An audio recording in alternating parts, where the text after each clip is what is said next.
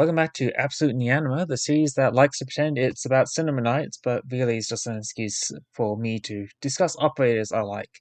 And this time, I'm using Plan B. You see, you're supposed to be watching a video about art defenders right now, with the main star of the show, Hoshi, and it would have been a grand video like Abjur's, except I didn't account for my gut luck sucking ass and acquiring the wrong rate up. Twice. Yes, I did say in the Abjure video that Haruka would get her own video for her release, but I frankly don't like what she represents for Abjures right now, so in the bin she goes until later, so I can discuss the other operator I've been excited for. No, not him, he gets his own dressing down in the next Artifice video. I mean Kichisei. So let's talk about this so-called hedonist, who I am calling my new comrade in gambling. I'm going to make things crystal clear for you guys, though. This is a SWI situation, but to a lesser degree. I am a fan of Kichisei because of her cat design rather than her kit design, and I do have problems with her kit. That said, I don't think it's as egregious as SWI's issues, and for me, it's more of a failure to synergize the character's personality with the kit. Like, she's supposed to be a gem appraiser that moonlights as a fence selling bullshit gems and has a, gambling problem. Her kit doesn't portray any part of that personality in her gameplay at all.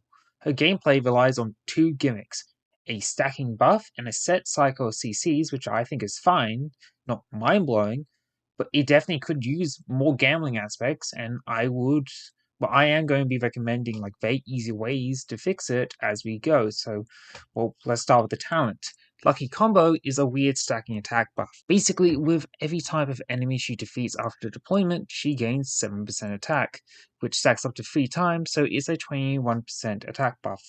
First, I fail to see how any part of this skill fits the idea of a combo, and second of all, it being reliant on types of enemies she needs to slay, it means if a stage only has a single type of enemy, she effectively gets nothing. There's not even like that many enemy types according to the wiki, so terrible execution to be honest. It's just way too stage reliant, bordering levels of Ceylon's uselessness, but at least you can get like a minimum of a 7% buff out of this on any stage, while Ceylon now needs to rely on a limited 6 stars module to have any use outside of the summer events. Speaking of modules, Mod 2 is the stopping point. At Mod 1, it's a modest 10% extra damage to the class trait, now meaning she does 60% instead of 50% to enemies in the front 3 tiles of her attack range. This is fine, I guess, but we did get the Mod Y with this event, so why didn't you get that? Like, Mod Y is just the Splashcaster's Mod Y for sped shooters, and that makes sped shooters a viable option to deploy, especially against loop shooters and heavy shooters who are currently capitalizing the close ranged high tile DPS niche. The fact they chose to only give it as a second module to Shen honestly just convinced me that they don't know what the hell they're doing with Kichisei.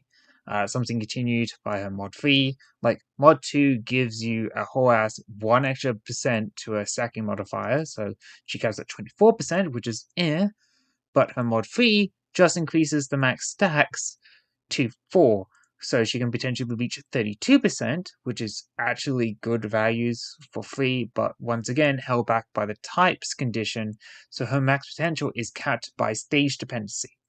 Simply put, her talent is marred by unnecessary conditions, and her module isn't helping that at all. But I would recommend getting Mod 2 at least if you see yourself using her like me, as a mod fee is just, once again, way too dependent on stages to be worth the resource costs. Thankfully, her skills are a little better, even if they continue to not sync up with her, identity.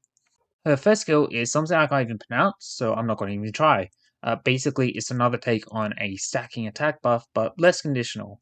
For the price of a small, negligible attack interval increase, she will gain a small attack buff, but with each attack, she gains a stack of that buff, and this stacks caps at 4 across all skill levels. It's actually kind of reasonable too, with skill level 7 being 20%, so max stacks is an 80% buff, and M3 being 25%, so max stacks is 100%. And it's easy to ramp this buff, unlike her talent. The only thing holding it back is the SP cost at 45 at M3, but seeing M3 is also giving you 42-second uptime, I think it's perfectly balanced. It's a good generic attack buff that doesn't belong on someone like Kichisei at all, because where's the gambling? This is a gambler. Why wouldn't you just give this anything resembling anything resembling to the idea of chance? It's a good skill, but it's also a safe skill. And there's like a really easy way to fix it.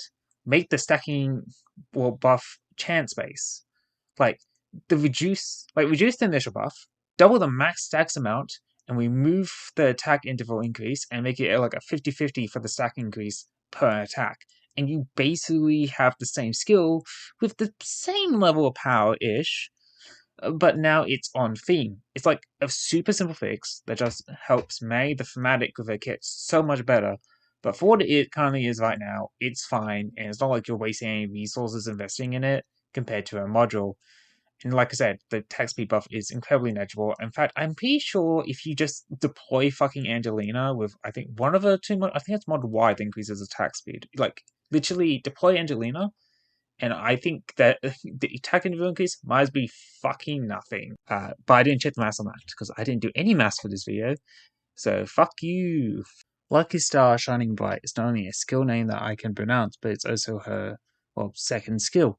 Basically, we get a slightly longer attack interval increase again with another attack buff, but the real appeal of the skill is a cycling series of CC.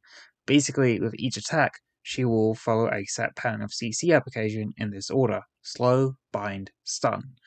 For the sake of the nitty-gritty details, S2 M3 is only 20% weaker than an S1 M3, as its attack buff is 80%, while S1 M3 is 100%, once again ramped with 40 stacks. And M3 for this skill is only adding 0.2 seconds to the duration of each of its CCs, which is negligible.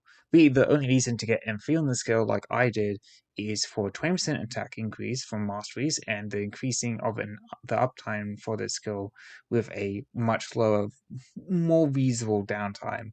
Like M3 is like 40-second downtime for 36 uptime, which is pretty much better in comparison to 44 downtime and 30 uptime for skill level 7. Now, I do like this skill more than her S1 purely because, the CC cycle actually feels well thought out. Like, the idea is quite simple: chain a slow into a bind, and hopefully the enemy doesn't get out of the bind fast enough to be hit by the stun. And if they somehow survive 3 blasts from her, repeat the cycle, knowing that the CC works without the intended cycle, so it doesn't matter if the enemy only gets started in the cycle at either the bind or the stun. It makes her a good CC applier with reasonable damage output, although I would argue her range makes her a little more awkward compared to more traditional picks such as D-Cell Binders or even Tragiodia.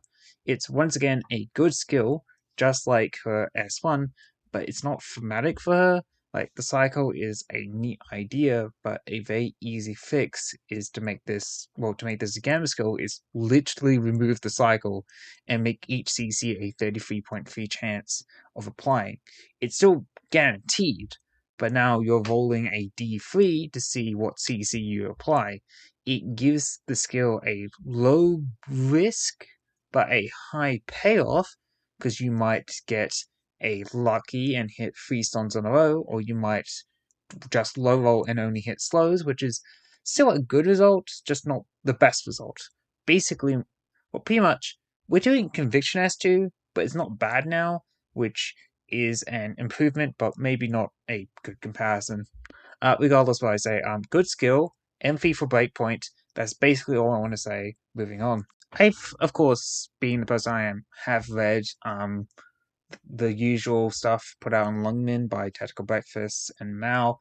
And I'm gonna have to say it once again because you know me, I'm the fucking contrarian now, I guess. Kichisei doesn't suck.